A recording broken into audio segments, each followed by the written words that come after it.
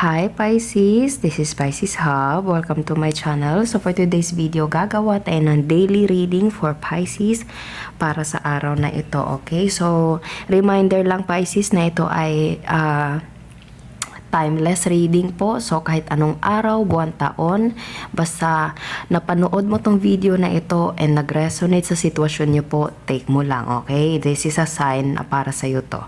Okay? So, gamitin natin itong dalawang tarot card. Alamin natin kung ano yung message nila, mga gabay, mensahe for Pisces sa araw na ito. And also, yung mga taong nagdi-deal po kay Pisces, kahit anong signs nyo po, basta mag-resonate sa'yo with Pisces, take mo lang, okay?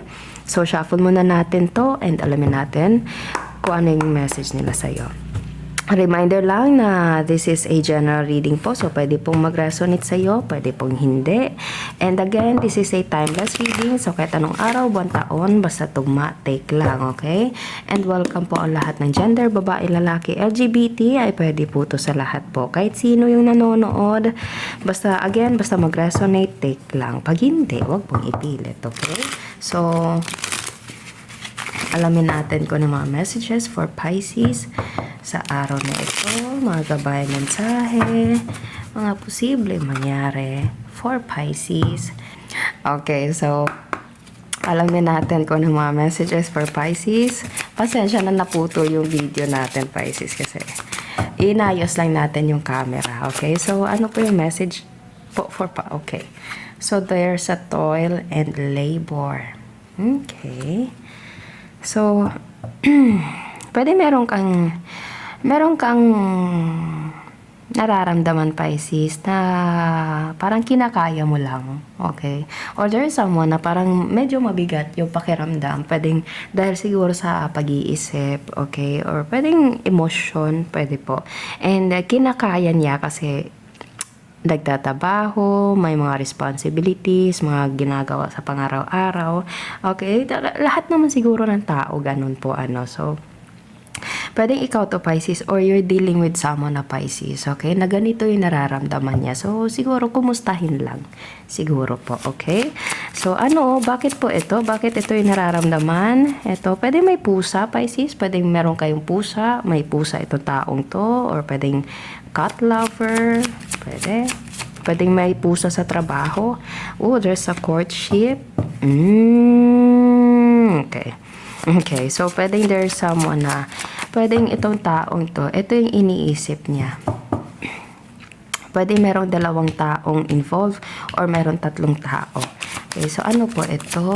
Any messages po for Pisces para sa araw na ito? Pwede merong itong taong to na parang mabigat yung iniisip niya kasi siguro yung mahal niya is meron ng iba. Oh. Or feeling niya merong ginagawa.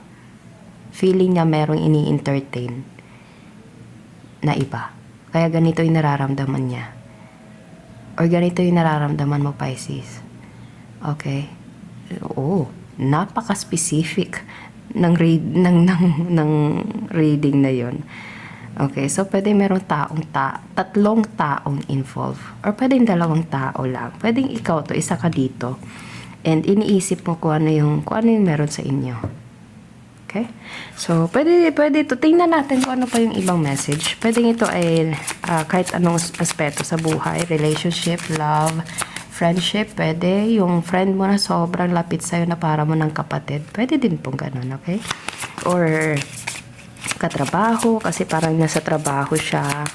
Okay?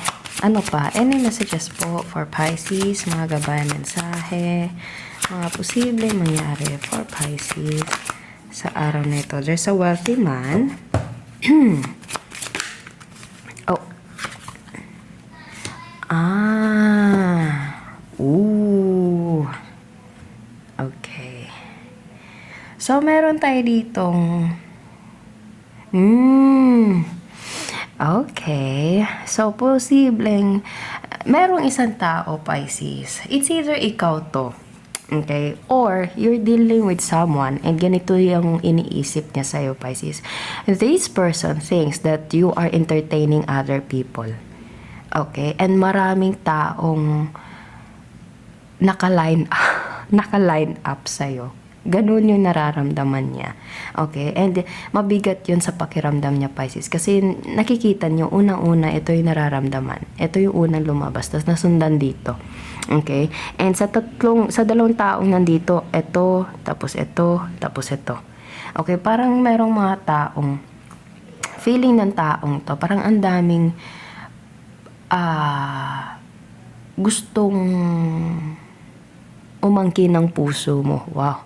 Pero parang ganun, Pisces. Kahit anong man dito, parang yung iniisip mo, yung itong taong to, parang meron siyang ini-entertain. Pwede merong kinakausap, ganun, merong mga taong nagpapasaya na sa kanya. Pwede pong ganun, okay? Or ganito yung nararamdaman mo sa taong ito, Pisces, na parang pwede meron siyang ibang kinakausap, meron siyang ibang kinakasama, okay? Or meron siyang ibang nagugustuhan or may mga tao nakakagusto sa kanya. Pwede pong ganon. Pwede you're dealing with someone na nag-iisip ng sobra or ikaw yung ganito, Pisces, okay? And there's two people right here. Kasi nakikita niyo, merong mature man dito. So this person is medyo may kaidaran din. Pero meron siyang wisdom. And this person is wealthy. Nakikita nyo, medyo bata, maitim pa yung buhok. Kaya maitim pa yung buhok. Tapos napakaganda ng suit. Parang ito. Okay? And this person is the wealthy man. And there's a mature man. There's someone na medyo may edad na din. Pero yung wisdom niya, yung kaalaman niya, and yung experience niya, or pwedeng itong taong to, ito siya. Kung sino man yan, okay? Na kumbaga parang better option. Okay? Parang upgrade, Pisces.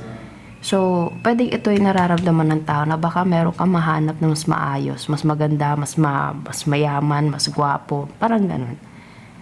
Okay? Or, pwedeng ikaw yung nag-iisip ng ganito na parang baka meron ng ibang kinakausap si Pisces. Or baka meron ng kinakausap itong taong to. Tapos, baka mas better yun sa'yo. Yung parang ganon. Okay, so it's either siya to or ikaw to yung nararamdaman ng ganon. Or ikaw to kung sino ka man dito, Pisces. Okay, so kuha pa tayo. Dagdag tayo ng another cards para malaman natin kung ano pa yung messages for Pisces para sa araw na ito. Ano pa po? Any messages po for Pisces para sa araw na ito? Okay. Tingnan nyo, Pisces. There's a Page of Cups and the Judgment.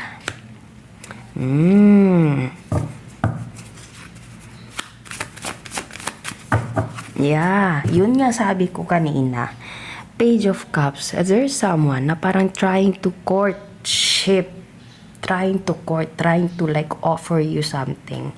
Okay, nakikita nyo this medyo may dito. Medyo may mga age difference tayo dito, Pisces. Merong medyo mas matanda. Ito naman si Page of Cups. Ito yung parang medyo bata or medyo parang immature ng pag-uugali. Okay? There's a mature and medyo, hindi naman talaga immature, pero hindi pa ganun katanda. Pwede sa isip or sa edad. Okay? Pero pareho silang merong ino-offer. Yung cup na to, cup is all about emotion. And yung emotion niya, Pisces, yung cup niya merong laman na fish. So, yung pagbibigay niya sa'yo is merong laman. Merong gusto, merong offer, meron siyang gustong ibigay sa'yo. Ganito, kung ako yung pipiliin mo, ganito ibibigay ko sa'yo. Anything. Alam niyo na kung ano yung mga sitwasyon na ganun, Pisces. And this is like hindi, naririnig ko yung word na test. This is like a test, Pisces. Okay, kasi nakikita nyo, merong flag na nandito. I don't know kung anong klaseng flag to, pero nakikita nyo kung any type of flag dito. Okay, and this is something like a test. Okay, so, sino yung mabibiyayaan ng matamis na oo ni Pisces? Pwede po ganun, okay? Or pwedeng ikaw yung nag-iisip ng ganun sa taong pwedeng minamahal mo, Pisces. Okay? So, siguro kung ganito yung nararamdaman mo, kailangan mo lang siguro siyang kausapin. Kausapin mo siya. And it's up to you kung ano yung magiging decision mo. Kung ano yung, magiging decision mo after mong marinig yung ano niya, kung ano yung sasabihin niya tungkol sa nararamdaman mo.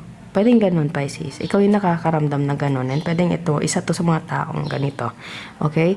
Or, you're dealing, as I said kanina, pwedeng you're dealing with someone na ganito. And ganito yung iniisip niya sa'yo, Pisces. Meron kang ini-entertain ng ibang tao na mas better, na mas maayos, upgrade, ganun. So, ano pa? Any messages po for Pisces para sa araw na ito? Mga gabay, mensahe, mga posibleng mangyari for Pisces para sa araw na ito. Any messages po for Pisces para sa araw na ito? Mga gabay, mensahe. There's a Queen of Pentacles. You're a queen, Pisces. Okay? There's a queen. You are precious. Okay? You are worthy. You are holding something like a valuable thing. Okay? Nakikita nyo, meron siyang hawak na coin. And, ang laki ng coin na hawak niya, Pisces. And, napapansin nyo, nakasunod siya dito. Or, ano sila dito. Ganyan. Ano bang Tagalog doon? Okay, pero nakikita nyo, there's a wealthy and there's a Queen of Pentacles. Pentacles is finances, pera. Okay, so, meron kang pipiliin na maganda, malaki, maayos, mayaman, upgrade, or anything na you are deserve, Pisces. You are deserve with this type of like offer. Okay, so meron kang pipiliin or pwedeng you're dealing with someone. Ayun, there's a Ten of Pentacles. Wow, ayan o, Pisces. Kitang-kita niya yan, Pisces. Ito, nasundan niya. Ayan, Queen of Pentacles. Hindi lang ikaw yung merong hawak ng malaking coin na ito. Kasama pa pamilya mo, kasama pa yung, or pwedeng bubuo ng ganitong klaseng pagsasamahan. Okay? Marangya, masagana, maayos. Okay? And yung pagmamahal, Pisces, is equal. Give and take. Totoo. Okay, kung sino man itong pipiliin mo, Pisces, ano? Okay, and nakikita nyo, ayan, wait, ayan. Tingnan nyo, Pisces, merong ano dito, lion na may wings. And this lion na may wings, symbolize as here. Angel, universe, spirit, kahit ano man na yung pinaniniwalaan mo, Pisces, ano? And you are deserved with this type of love. You are deserved with this type of love. And ito yung nakalaan para sa'yo. Ayan, nakikita nyo. Ito yung bahay. Ito yung pundasyon. Ito yung kagandahan na kung ano man yung darating for you, Pisces. Okay? So, it's up to you kung meron ka mang kumbaga, ini-entertain ng mga tao or isang tao. Okay? And pwedeng you're dealing with someone also from the past na ganito yung nararamdaman niya towards you, Pisces. Okay? And alam kasi ng tao to kung gaano ka-valuable, kung gaano mo ka-deserve.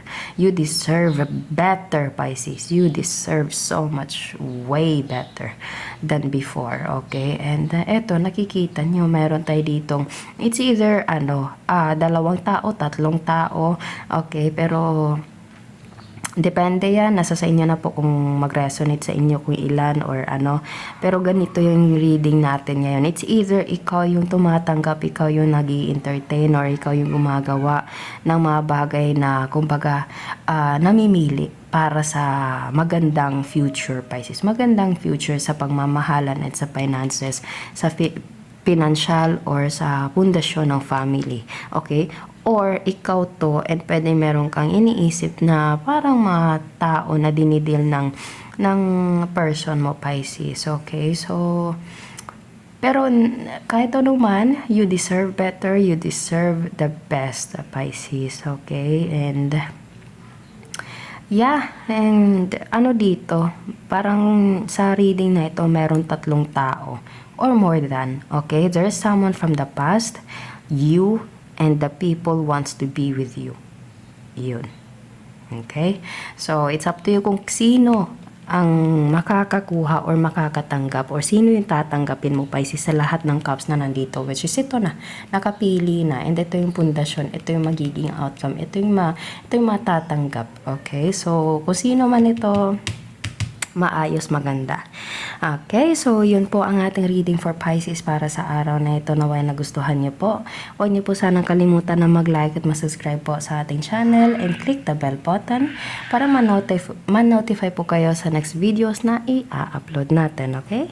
So, thank you Pisces and God bless!